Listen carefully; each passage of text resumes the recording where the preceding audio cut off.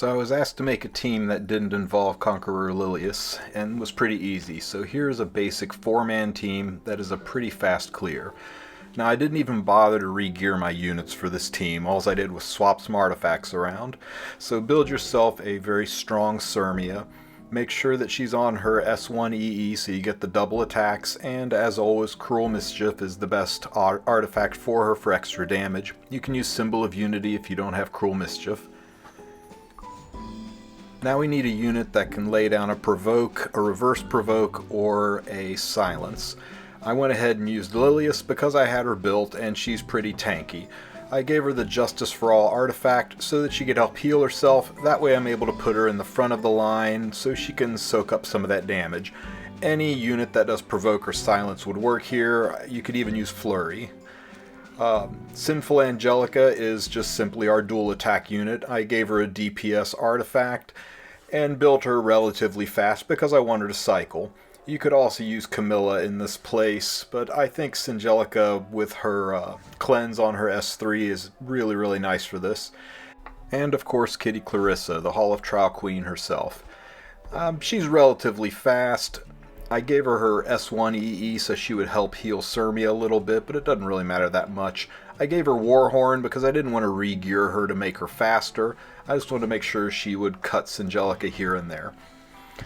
So the nice thing about this team is even if Meru stuns somebody right out of the gate, you're fine because Kitty Clarissa will cleanse the stun. Now I'm going to go ahead and skip a turn with Singelica because I know she'll lap around. Kitty, I'll go ahead and proc immediately so I can lay down some damage on Meru. So pop her S3 and then drop a single S1. If Sirmia dual attacks here, you'll have to restart because your timing will be all off. I'll go ahead and fire up Singelica's S3. This will lay down an attack buff, which will make sure Sirmia does respectable damage in the inside of the break phase. Kitty Clarissa cuts Conqueror Lilias because Conqueror Lilias is slow, being a fire unit, which puts her in perfect position to provoke right out of the gate.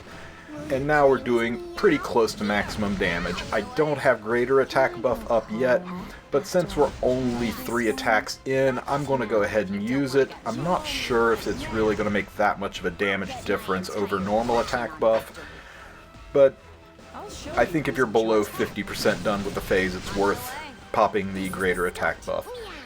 Now, the big thing we're looking for here is the dual attacks, of course, and Sirmia has not done a single one yet, which happens. But even going through this without a single dual attack off Sirmia, we got a 4 million score exiting the break phase. That's with no rage set on Sirmia or anything. So I think it'll be pretty easy to get a 4 million score. Anything 3.5 million and above, you should be good. Now, the transition phase is a little bit difficult because Lilias's S2 for the provoke in phase 2 has got a long cooldown and she is potato slow with that fire units running at half speed situation. So I'm going to try to get Meru down as close to pushing phase as possible and then stall for time. Hitting these adds is a great way to stall for time. Also, whenever they get an attack buff, and especially if Meru steals that greater attack buff off of Sirmia, make sure you use Kitty's S2 to strip that away. You don't have any real healing potential here, so stripping the buffs off of them with her S2 is a very good use of Kitty Clarissa. I'm saving Singelica's S3 because it's also got a very long cooldown. I want to make sure it's ready for the second break phase. Whenever possible, stun these little nuisance adds. They give Meru buffs and they do damage, and again, we don't have a lot of health available to us. Sorry, we don't have a lot of healing available to us. It is a bit of a pain stalling this fight until Lilias's S2 is ready. I failed this run 2, maybe 3 times completing this video, so you may be tempted to use a non-fire unit like Flurry, for example, who not only heals but cycles incredibly fast. That does make this transition phase easier, but it also greatly reduces the amount of damage you're going to earn in the break phase because Flurry's turns are pretty wasted in the break phase. One of the big reasons I went with Lilias is she doesn't go often in the break phase, and when she does, there's a dual attack, so it's a chance to do extra damage. Okay, Lilias' S2 is ready, so it's time to go ahead and set this up. We go ahead and pop off Singelica's S3. This will make sure everybody is speed buffed so I don't get cut easily, and it establishes our attack buff on Sirmia. Go ahead and transform Kitty so that we can start to push the phase. It's gonna be close, but I don't think Kitty's going to cut. Unfortunately, it does waste a hit off of my Singelica here, but it does line up Lilias perfectly to get her provoke off inside of the break phase. So we will go ahead and drop the provoke. It sticks, so we'll get maximum damage. And hopefully this time Sirmia's S1 exclusive pops off.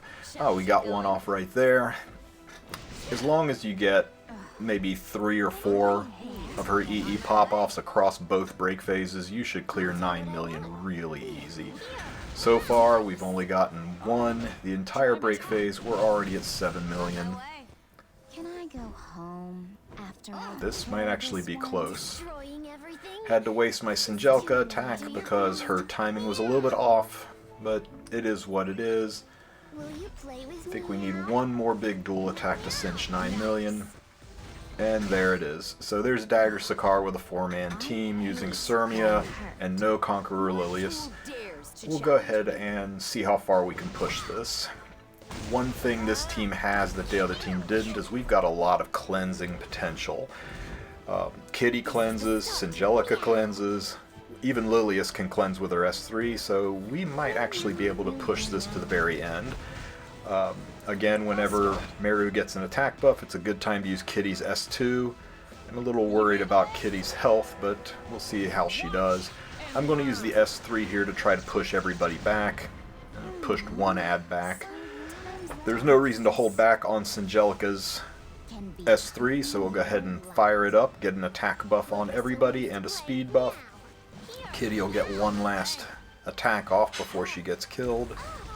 Oh, they avoided her, and that's nice.